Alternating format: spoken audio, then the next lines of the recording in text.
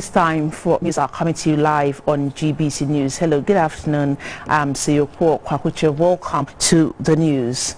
Effective Tuesday, January 4, 2022, the Customs Division of the Ghana Revenue Authority (GRA) will begin the implementation of government's policy directive on the reversal of the reduction of values of imports on 43 selected items, otherwise known as the benchmark values. The reversal will affect selected items from all the three categories on which the reversal was applied. A statement from the authority stated the items to be affected include the home delivery value of vehicles, goods on which benchmark values are applied, and all other goods. This means the home delivery value of vehicles will no longer be discounted by 30%.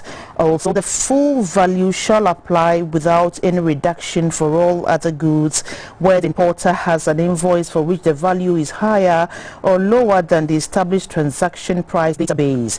According to the GRA, this is to ensure that importers or agents pay 100% duty on selected items. Government in 2019 introduced a benchmark policy in accordance with the World Customs Organization's policy of regular review of valuation database. Under this policy, certain commodities were benchmarked to the prevailing world prices as a risk management tool to reflect the true market dynamics of these commodities.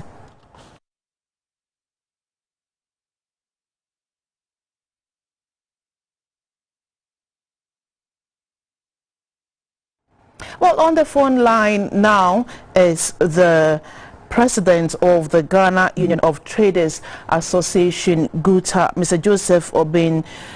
He will give us his thoughts on the implementation of the reversal of the benchmark values. Hello, good afternoon, sir. Thank you so much for joining us on News Hour. Good afternoon. And a happy new year to you, sir. Have seen, please. Benchmark values are reference values that customs uses in determining values imposed on imports meant for clearance at the country's port. Definitely, any alteration on the rate will have an impact on your operations. Tell us, what are the implications of the implementation of the reversal of benchmark values? Yeah, all that it means is that duty payment at the port is going to be doubled. So it's going to have a very serious impact on importation, as well as going to affect negatively the consuming public, whose purchasing power is limited. So it's definitely going to affect businesses in terms of our turnover, the volumes of trade that we do for importation and all that are going to be affected. And that's why we're still waiting for the promised engagement that government was going to have with the stakeholders. That was the promise that government gave to us. Even the Ministry of Finance itself had a press conference saying that they know the effect will be huge and that they want to have some mitigating factor for the trading community. All these have not been done. So, and I don't know why this thing is being rushed onto us, that the people of Ghana should be surcharged because of the demands of one sector of the business community, that's AGI. This is unfair, and it should not be said that government is not being sensitive to the plight of Ghanaians, especially when we are experiencing the fourth wave of the COVID. The world effect of COVID is still prevailing, it still persists. Where commodity prices are very high, freight charges have gone up, and when we come locally, the fees and charges at the port are extremely high. We have called for revision of SAVE, which have not been done. And yet, the only factor that has been the last straw of hope for businesses is also going to be taken away. It means that businesses are going to suffer. The consuming public is going to be handed over with high costs of prices, and they should wait for if this thing should be looked to carry on. And that's why we are appealing to government that we should sit down with the stakeholders so that we all prefer good solutions to benefit all of us. Look, you had wanted a dialogue between the association and government, but has this happened or is yet to happen? Because effective 4th January 2022, that means tomorrow this is to take effect. Yeah, we do not want government to impose things on us. Neither do we also want to always agitate and then maybe demonstrate and fight over some of these things. And that's why dialogue is the key. And that is the posture that GUTA have assumed. But if government is overlooking at those positive indications of GUTA and still will want to impose these things on us, then it will not be fair. Then it will, because these things happen spontaneously. When the end user start having the effect and all that, then they will tell leadership to do what we have to do. But we don't want to get to that far.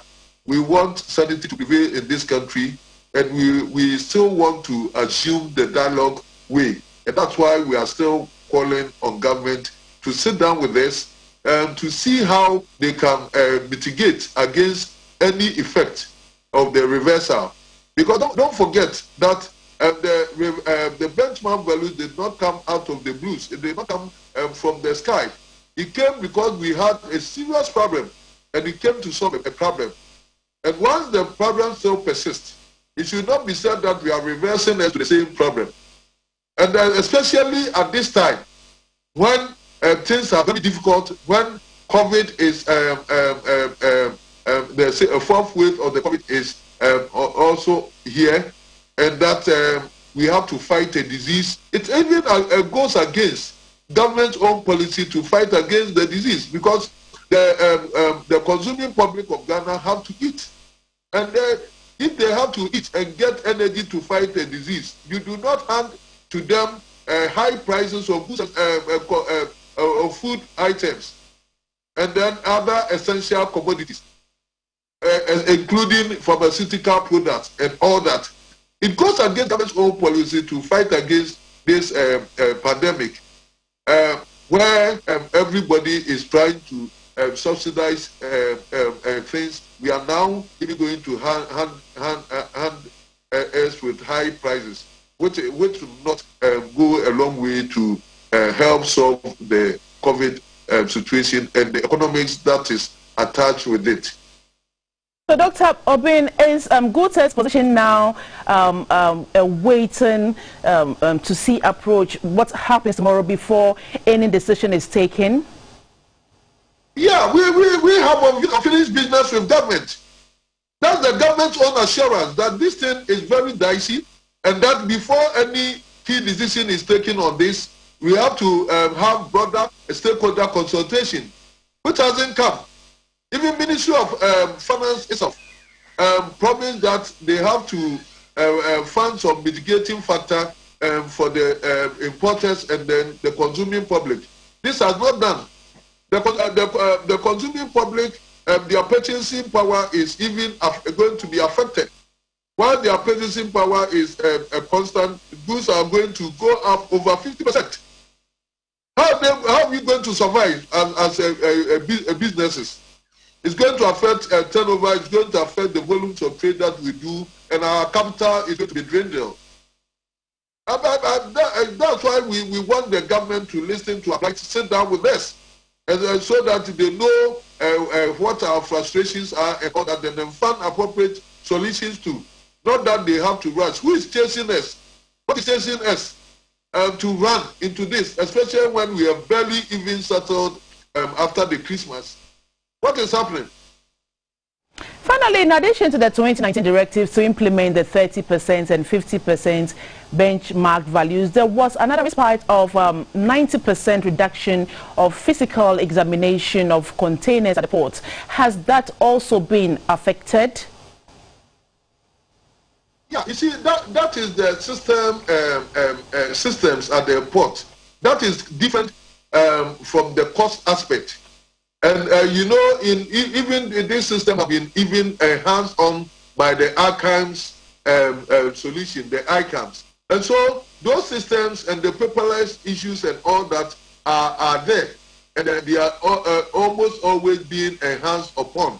But when it comes to the cost aspect, well, that's where we have problems with the cost of the shipping lines, the fees and charges at the ports, different charges, numbering of about 19. And then going back to the benchmark reversal and all that, it means that we are concerned about the cost of doing business. But the ease of it, the ease of doing business, of course, systems like Akama and all that have come to solve those things. But the cost is what is rather destroying businesses now. Thank you very much, Doc, for your time. And Dr. Joseph Obeng is the president of the Ghana Union of Traders Association.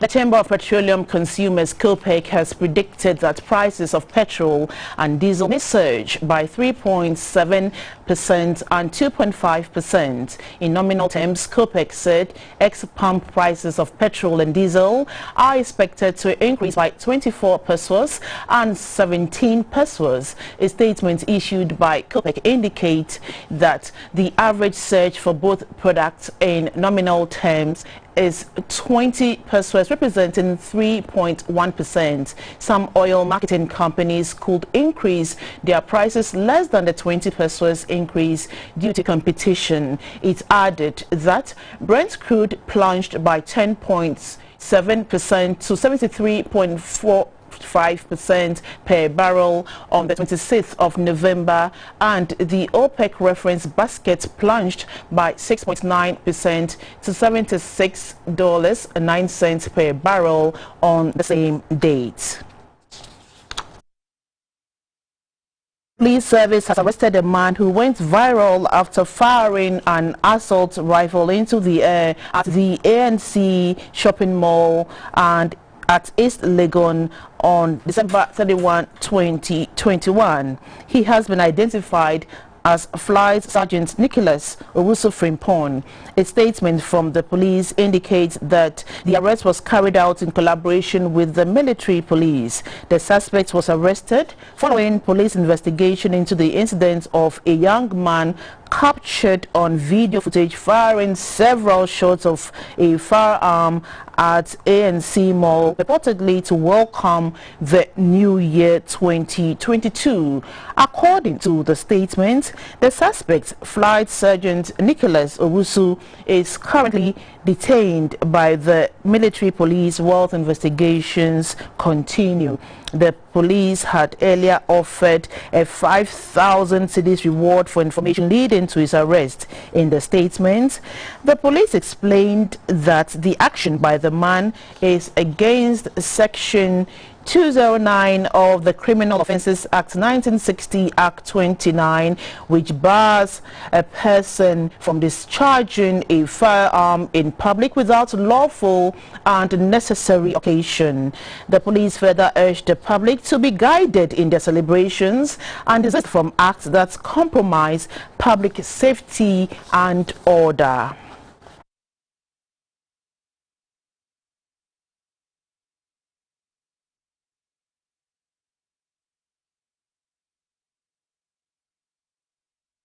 Available data from the Ghana Police Services Motor Traffic and Transport Department shows that 28 people died in road accidents during the Christmas festivities from the 24th to 26th December 2021. Some 148 persons also suffered various injuries from 133 accidents that occurred during the period. For the period preceding the festivities, thus from 19th December to 25th December, 81 lives were lost. In addition, some 378 persons were injured from 373 accidents. Accra was the worst hit with 156 reported cases, followed closely by the Ashanti region with 90 reported cases. The Savannah region is the only region without a reported accident case, while the Northeast region reported one case.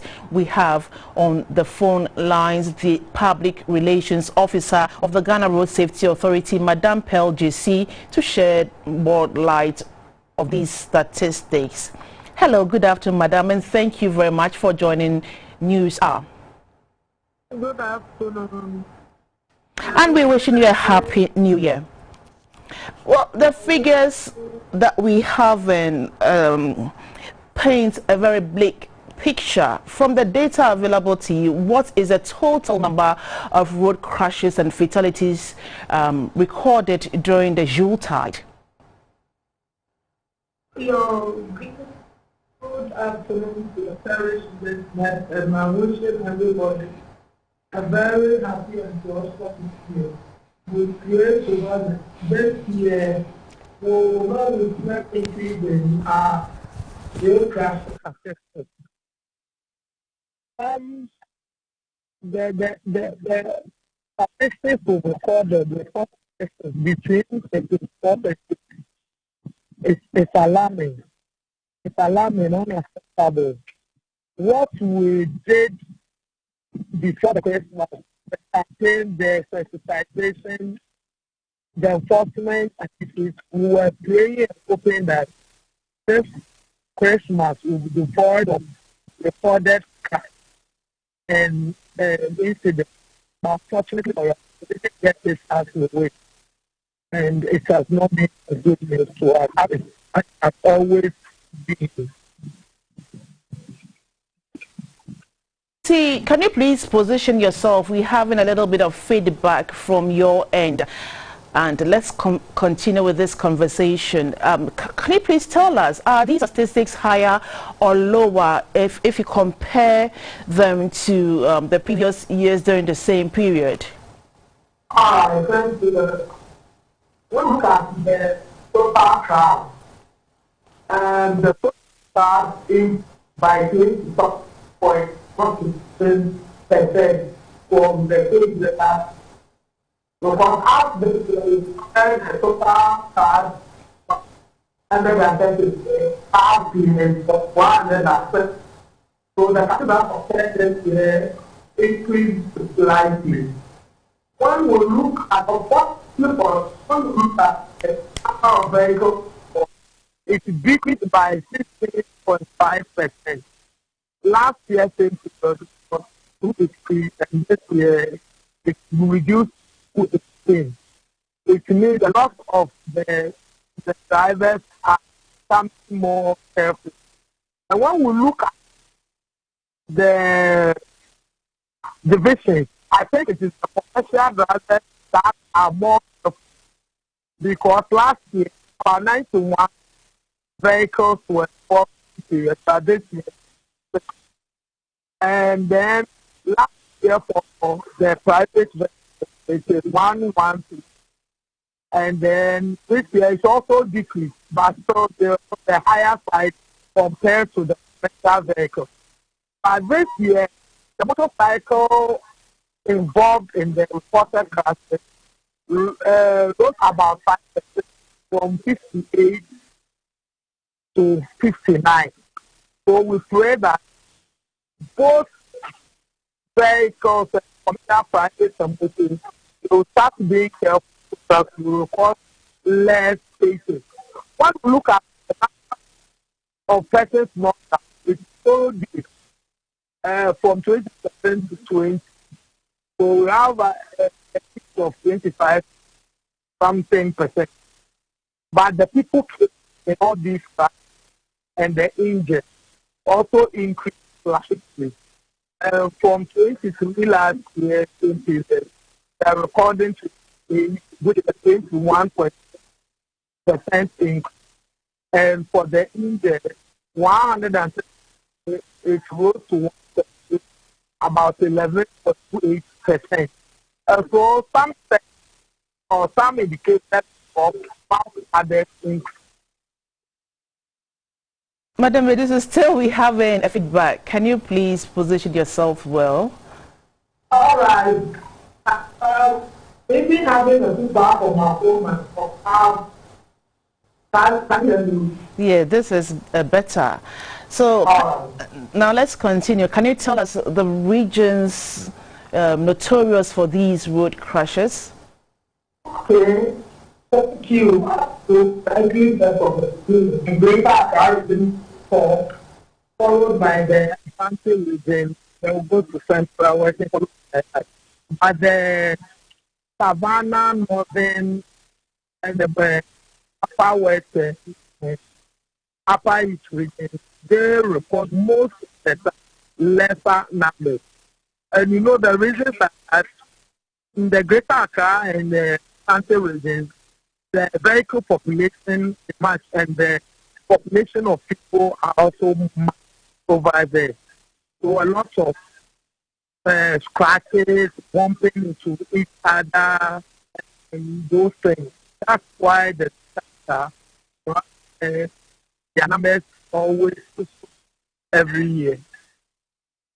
So before Christmas, we realized that you had interesting and very educative and informative adverts, and we had promos and all on TV, on radio, and we still had this number of crashes, or you had all these campaigns, and we still had this number of road crashes. Can you tell us what accounted for these crashes, the causes of these crashes? Have you done any investigations, or the police come out with investigation reports to tell us what really caused these accidents? The basic cause of all these accidents is the human industry on the part of all road users. Every time that we do an accident investigation, this is most of the time what emerges.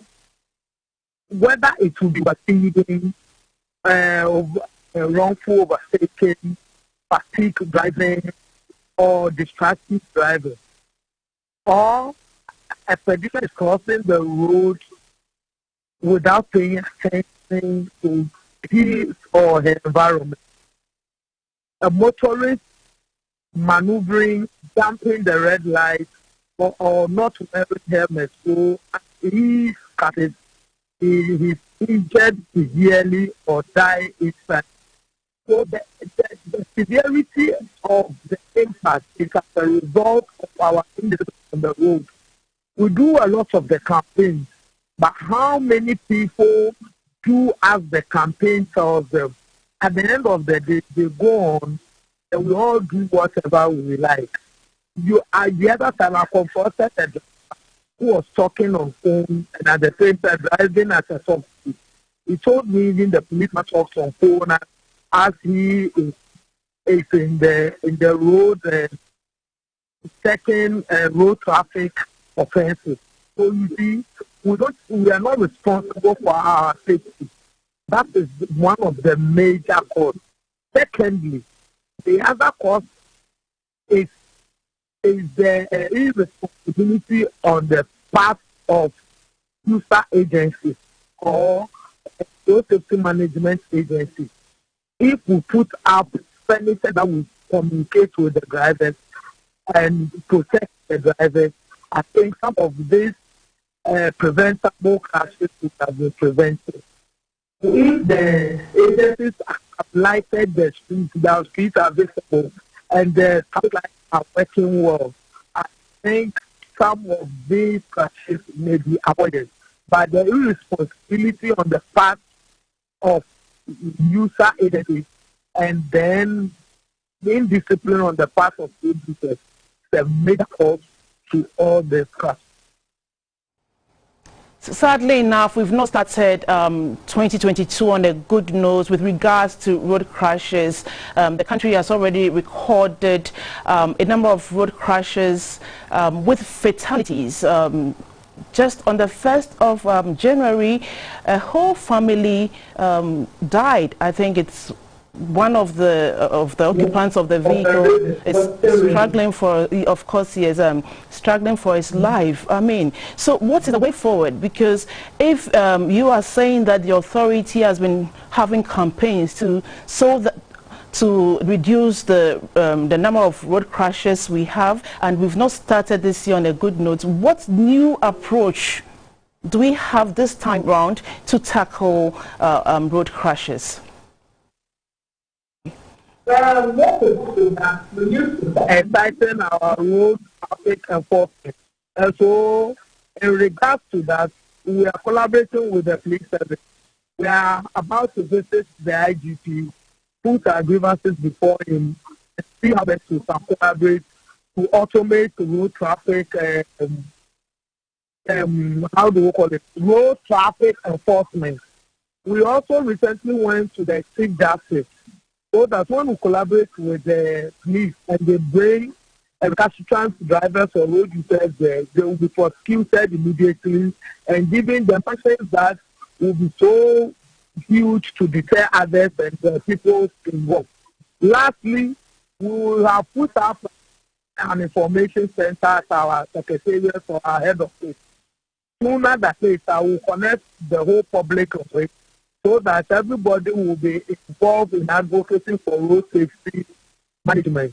Anything that is an infraction on the road, when you see it, you call our short code, which is 194, and then we will report it to the public agencies, follow up and see to it that they do what is necessary to prevent further crashes of our road. That's it for now. Thank you very much, Madam Pearl Adisu. And Madam Pearl Adisu is the Public Relations Officer of the Ghana Road Safety Authority. And she has been speaking on road crashes in the country. Moving on, the Ghana Revenue Authority says efforts to pass the Tax Exemption Bill 2021 is a good step towards sanitizing the tax exemptions regime. The authority has therefore urged Parliament as a matter of urgency to ensure speedy passage of the bill into law to control exploitations and improve revenue mobilization for national development. The office manager of Asokwa Taxpayer Service Center of GRA, Mr. Michael Achampon, made the observation at a regional tax dialogue on Ghana's Exemptions Bill 2021 in Kumasi. The regional tax dialogue on Ghana's Exemptions Bill 2021 in Kumasi was organized by the Tax Justice Coalition Ghana in collaboration with Africa Center for Energy Policy and funded by the Foreign Commonwealth and Development Office under the Ghana Revenue Program. Participants were drawn from the Northern, Upper East, Northeast, Ahafo, Bono East and Ashanti regions. They are representatives from the private sector, the Association of Ghana Industries, entrepreneurs, civil society organizations, and the media. The dialogue sought to build civil society alliances for consultations and inputs of various stakeholders across the country on the exemption bill. A report will then be presented to Parliament for consideration ahead of the passage of the bill into law. The coordinator of Tax Justice Coalition Ghana, Mr. Louis Ichampom, noted that Ghana had a number of tax incentives granted by Parliament for ministers and other authorities at different levels, hence the introduction of the exemptions bill to ensure proper coordination. He said the coalition is poised to ensure that taxes and domestic revenues mobilized are appropriately utilized to enhance national development. We want to reduce the human contact, because we think that these are some of the things that bring about the corruption and all that. That even in your TCC application, you can sit in your office, apply on it, and your office will work it out for you. If there are any issues, they'll call you to come and settle them. After that, let's issue it for you. The office manager of Asokwa Taxpayer Service Center, Mr. Michael Champon, said much as government needed adequate revenue for its development agenda, certain vulnerable groups needed to be protected through threshold reliefs and concessions due to their low-level income. Transparency in beneficial ownership information should be a prerequisite for the granting of exemption. This will help to identify the actual beneficiaries of the exemptions, including those responsible in granting the exemptions to themselves. About 500 underprivileged children in the Akama traditional area in the eastern region have been fed. The children were served with rice, assorted drinks, biscuits and provided with clothing. The paramount queen mother of the Akama traditional area, Nana Akama, said the gesture was to make the children within her catchment area to feel part of the New Year celebrations. The children participated in a number of activities including poetry recital and dancing competition. According to the paramount mother of Akama traditional area, Nana Akama, she inherited this charity work from a predecessor 15 years ago. During the festive season, she makes donations to orphanage homes, the less privileged in society and some institutions in the eastern region. Nana Akama is also championing the cause against teenage pregnancy in the area, which according to her has yielded positive results. She had words of caution for both the children and their parents.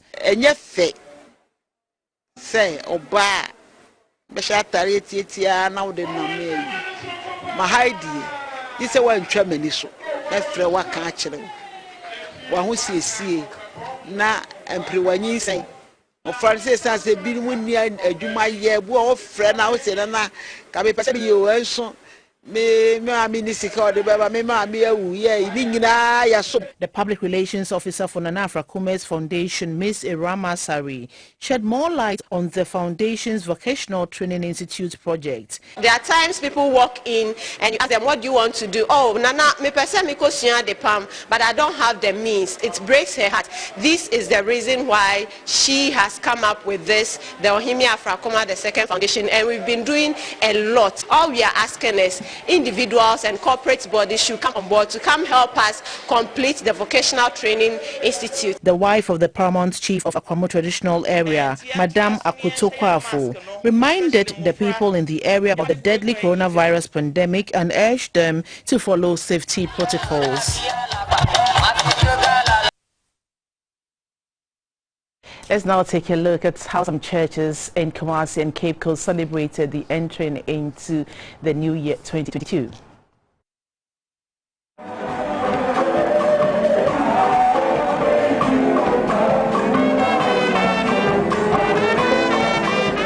At an annual special Thanksgiving service of the Wesley Society Methodist Church at Old Tafun Kumasi in the Ashanti region, which coincided with the first Sunday of New Year, dignitaries including politicians, active members and occasional worshippers converged on the church premises to praise and adore God for his mercies and protection throughout the year.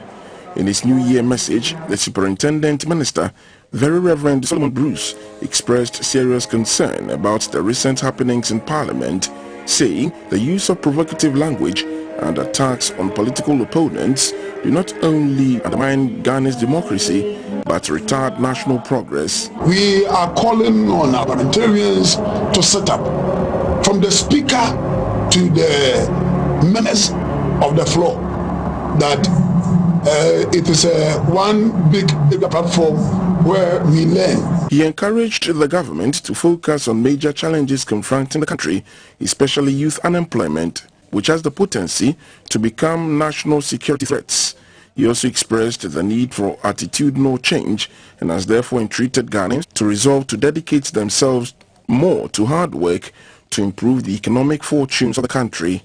The congregation prayed for the leadership of the country and also expressed their joy and thanked God amid praises and dancing.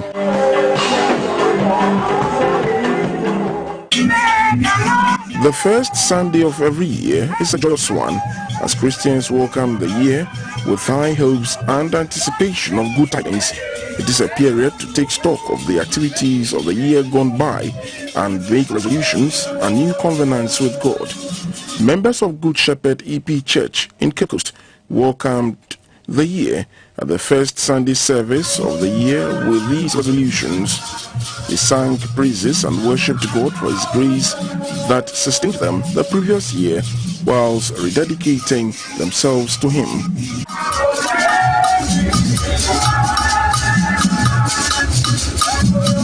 The district pastor of the church, Reverend Bismarck Nuchuakun, in a sermon assured the congregation that the Lord who guided them through the past year will still see them through the new year.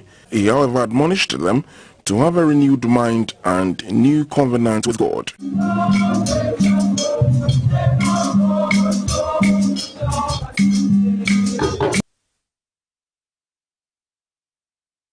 At the heart of Dom and Accra neighborhood is the popular Dom market, where all kinds of food and household items are sold. We bring you this disturbing video of an overloaded electricity pole at the Dom market. The situation is so chaotic that one cannot determine which electric cable connects to which structure, or which originally belongs to the fixed meter, with several wires lying precariously over one another.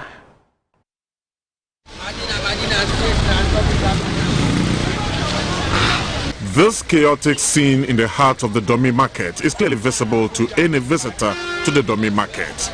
This electric pole with a fixed meter is connected to several outlets. The concern of many onlookers is the fact that this is a recipe for disaster. As disturbing as the situation is, sellers in this area are not perturbed and carry out their day-to-day activities without a care. Even though the Domi market is one of the popular markets in the Gan East municipality for both wholesale and retail trade, whenever it rains, the traders say the market becomes inaccessible. Conditions at the market are insanitary, to say the least. Some traders display their wares on the ground, also a risk to health. Tricycles, popularly referred to as prajia, are also in the thick of things, competing for space with both traders and buyers.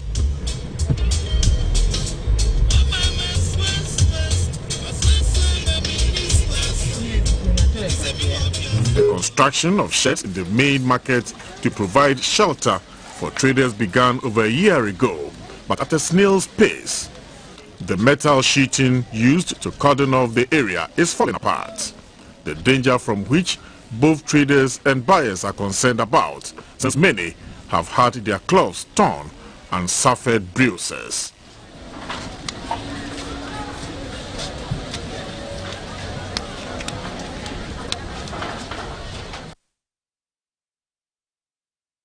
You're still live on GBC News and DTV, and you're watching News Hour. We're taking a short break. We'll be back with more stories. Please don't go away.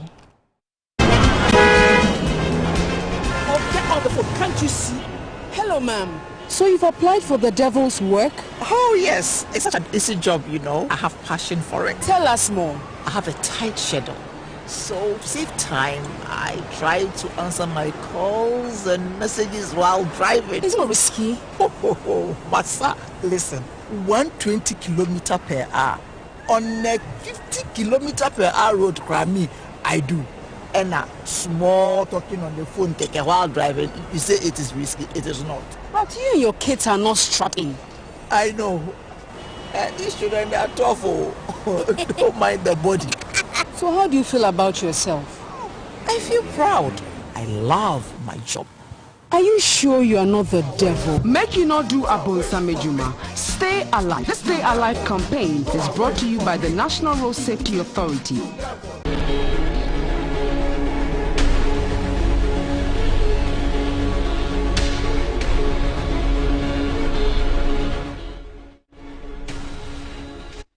You're welcome to the business segment. The Ghana Enterprises Agency has signed an MOU with the National Service Scheme to assist fresh graduates to establish their own businesses during their mandatory one-year service to the nation. The Chief Executive of GEA, Mrs. Koshi Yankiaye, said 15,000 graduates will be groomed while receiving technical and financial support to start their own businesses during their national service. To be able to support, a lot of our interventions has been to work with partners so we don't go in isolation. So in partnership with one of our partners, which is the National Service Scheme, we set up and designed an MOU that would define the rules of engagement. so that we'll be able to look at those national service persons coming out who do not have jobs or haven't started their jobs but would like to start and create employment. So that's what we're working on to build and work with the national service. It's all in alignment with all the conversations around Youth Start and how best the youth can create employment for themselves and other people around them. The timeline is we're looking at a couple of years. So, usually we'll do a 1-year contract and we'll see how best it is and improve it. But we're looking at about 15,000 of the national service and building their capacity, working with them. Then some of them, a percentage of them will create employment and will support them to grow. The Chief Executive of the Ghana Association of Bankers, Mr. John Iwa, has said the banking industry is geared up to move the wheels of the country forward. He was hopeful the devastating effects of the pandemic on individuals and businesses will be brought to a minimum in 2022. So as banks, we are always at the forefront because we are customer facing and we are the front line. When somebody visits the banking hall, you don't know what he's carrying, whether he's already infected or so. We always maintain that the highest level of protocol to ensure that we do not unnecessarily endanger our staff, endanger the people who also visit us, our service providers, and anybody who comes into contact with any banking premises. The 2022, the government has set up a very tough agenda.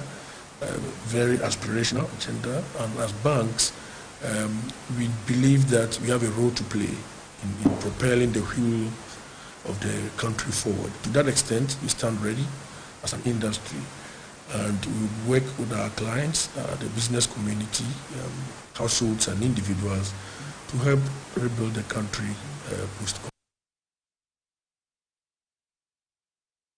Hairdressers and seamstresses in the capital city, Accra, say they did not rake much from the Yuletide. With just a day after the New Year, some hairdressers and seamstresses say they are still hopeful that business will still trickle in. They blame the low patronage of their services on the effects of the COVID-19.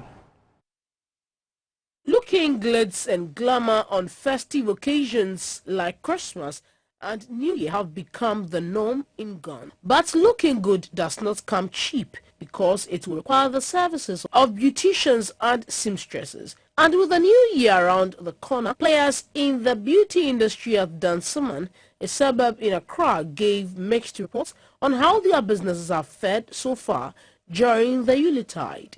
A seamstress, Mrs. Philomena Shitu, and a tailor, Apostle Daniel Mensah, says a lot of materials used in their business are imported at high costs, which affect their profit margin. The materials are expensive due to the charges on import duty. Because of duties.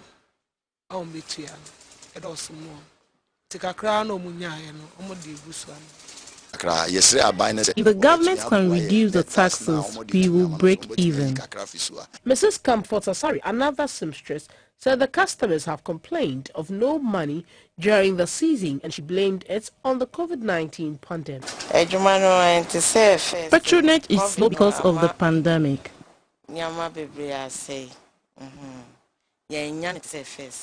Madame Linda Asamoah and Kwame Entry, who are hairdressers, said demand for their services have not been up to expectation compared to last year. Business is slow, but we are hoping for the best. With just a day in the new year, providers of these services say they still expect an uptick in demand for their services to enable them to make for the losses they made during Christmas. And that's it for your business. Coming up is international news.